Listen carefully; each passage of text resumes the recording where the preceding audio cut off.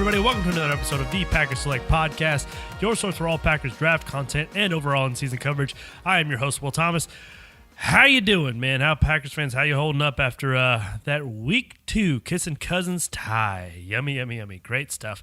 Today in this episode, we're going to get into the recap against the Vikings. As always, I'll kind of cover good things and bad things that I saw from the rookies as well as vets. I'm not going to touch on any sort of fashion the what is a tackle Clay Matthews penalty. I think that's been kind of carried enough via every single medium that you can imagine, every news coverage, every broadcast, every analyst, former player, other player. I know I'm doing as I'm saying I wouldn't do it right now, but not going to touch that. Today we're going to be more introspective on the team, so let's get into things that I noticed from rookies.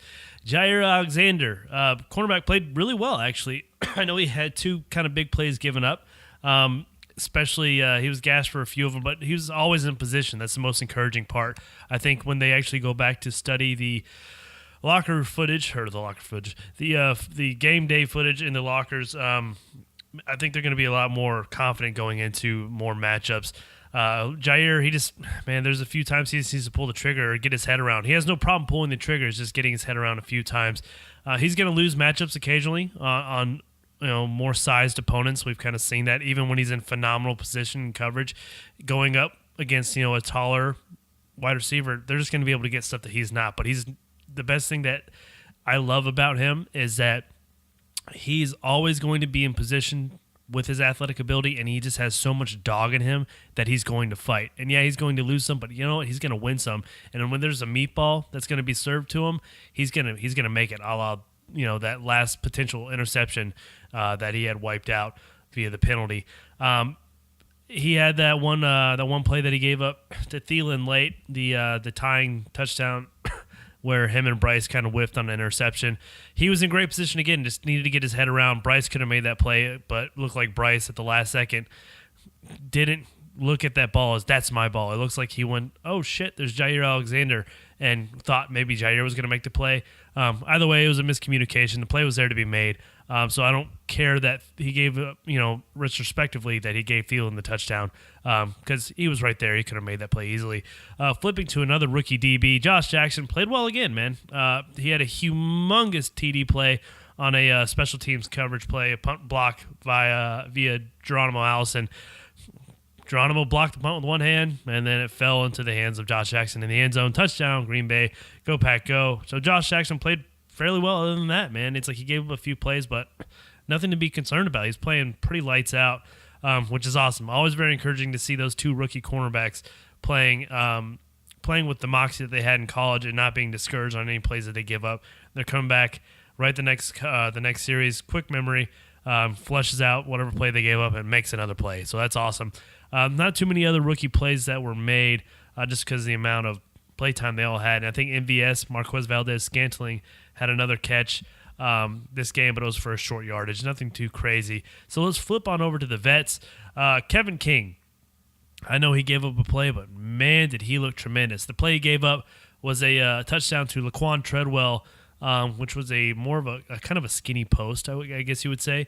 And it looked like he was more shitting the outside. I don't know if it was more on him, the coverage fault on him, or on Haha, who was supposed to be kind of patrolling the middle. Then again, I don't know the coverage alignment they were in. It just looked like to me via the play that King was playing more of that post corner, and he was giving more shade to the outside so that the safety could kind of monitor that inside, that no fly zone.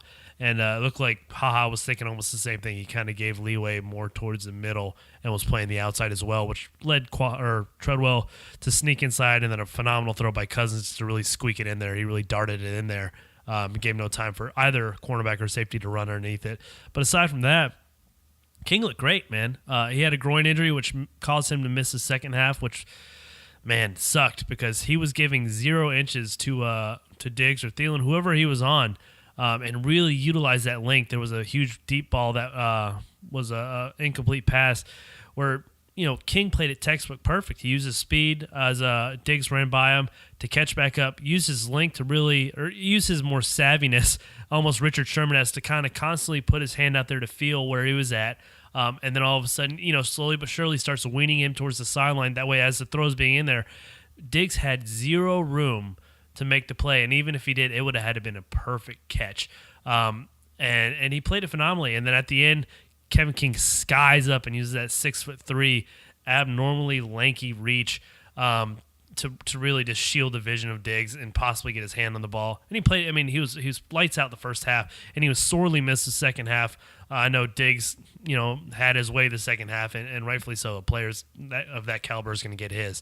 Going on, Tremont had an utterly quiet night. He got roasted a few times, namely in that 2-point conversion close to the goal line where they ran Diggs in motion, and then he faked to the right and it came back left. And as soon as he came back left in motion, Tremont was already still around the line of scrimmage in between the tackle box, and Diggs was already out there. So that was an easy 2-point conversion to be had. Kentrell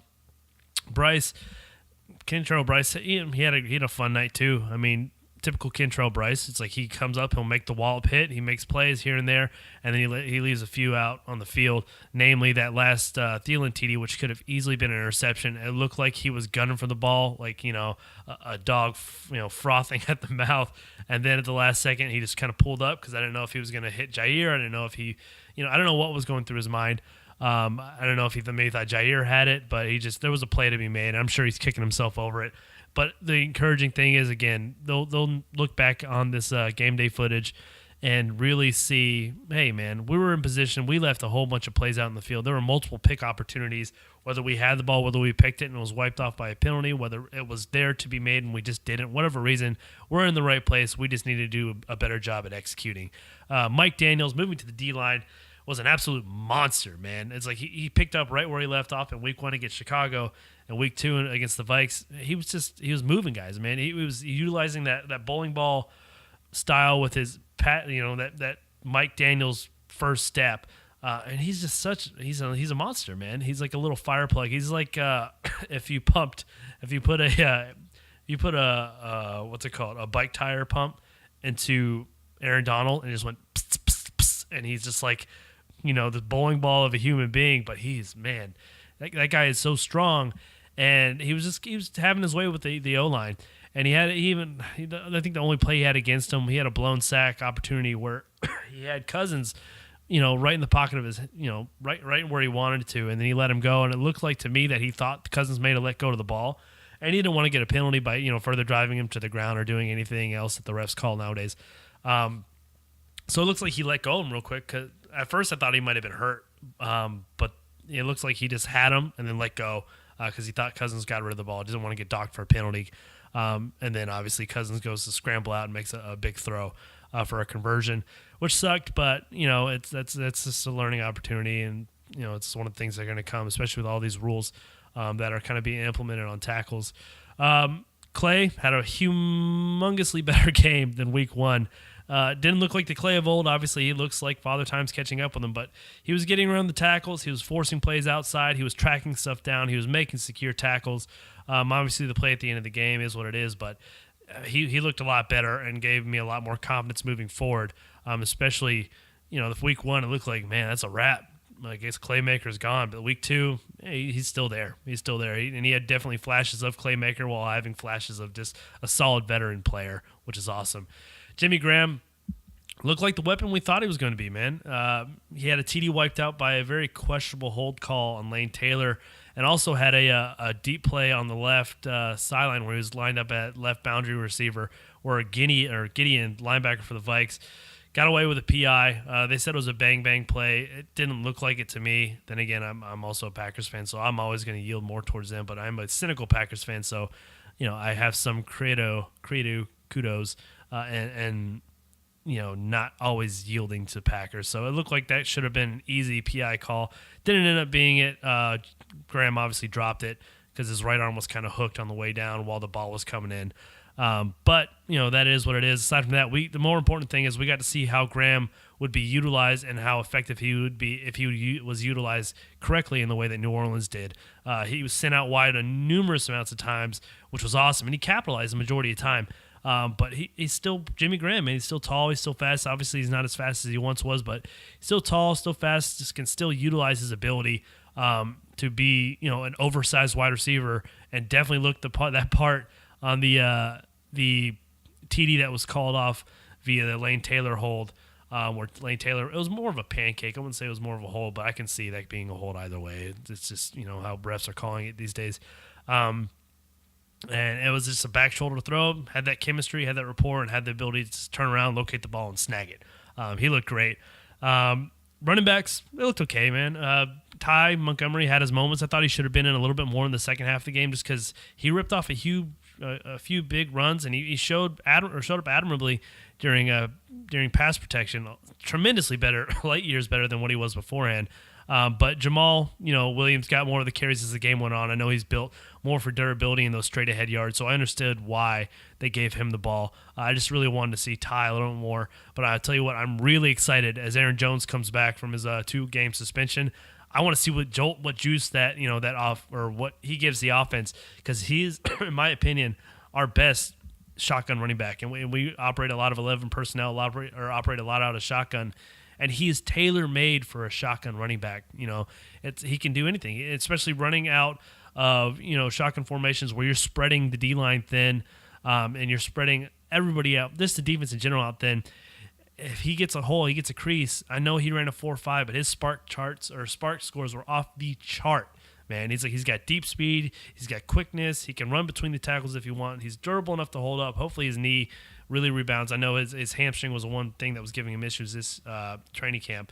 So hopefully, I'm just super excited to see what kind of jolt he gives our offense, especially with his ability and his fanhood with Rodgers saying, "Hey, man," and his rookie year when he came in, if you're going to make a time, there's no bigger fan of you than I am.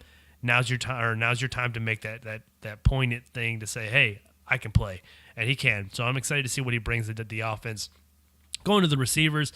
Devontae Adams, Geronimo Allison. Devontae, another huge game target-wise. Could have had an even bigger game. Had a huge drop on, I want to say, second down over the middle. It's like a 15-yard or 20-yard catch where he broke off an in route. Went up for the ball, dropped it, and then he had another big drop later in the end when we should have been milking the clock instead. McCarthy goes for the kill shot. I don't fault him for it just because a lot of pundits and Packers fans always gripe McCarthy for playing it safe and trying to drain the clock and always allowing a team to come back. They went for the kill shot twice in a row. I agreed with one kill shot, didn't agree with another. Adams dropped it in the end zone. It was a hard contested catch, but could have been 2 TDs. But he had 12 targets, 8 receptions, 64 yards, and a touchdown. Geronimo Allison, 6 targets, 6 receptions for 64 yards. Man, Geronimo looked phenomenal too, man, especially on that humongous special teams play. I mean, he's giving everything he has on every single play, both on offense and special teams. Had that diving one-handed punt block, which, again, Josh Jackson caught for a touchdown. He looked great. Reggie Gilbert going back to the D-line, or the front seven, and I wouldn't say arguably, he was our best pass rusher for the first 2 weeks.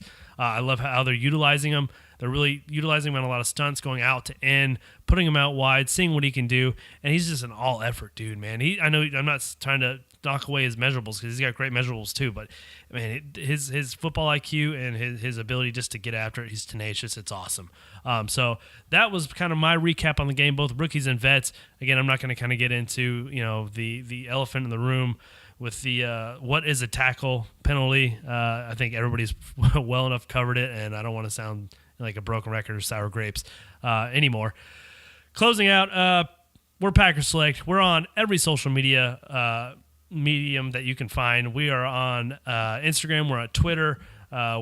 We just find us at Packers Select. That is at PACKERSSELECT. You can go to our website, which is www.packerselect.com. That will reroute you to our YouTube channel where you will find all of our podcasts, all of our draft assessments from the previous draft, current upcoming draft assessments of prospects in the 2019 NFL draft, how they pertain to the Packers, overall Packers draft reactions from, live draft reactions from our previous draft. You'll find it all. Again, it is, if you go to www.packerselect.com, that'll reroute you there. Please subscribe to our channel, like our videos. That means a lot to us, and plus it gets us over to that next hump to get a potential custom YouTube name, Big Baller. That's all right. That's what we're aiming for. So as always, this is Packers Select. We always try and get you in and out in 15 minutes or less. Right now I'm looking at the timer. We are at 15:01, so we're right on time. Try to get you your Packers news, get you in, get you out, get on with your life. So this is Packers Select. I'm your host, Will Thomas. See ya.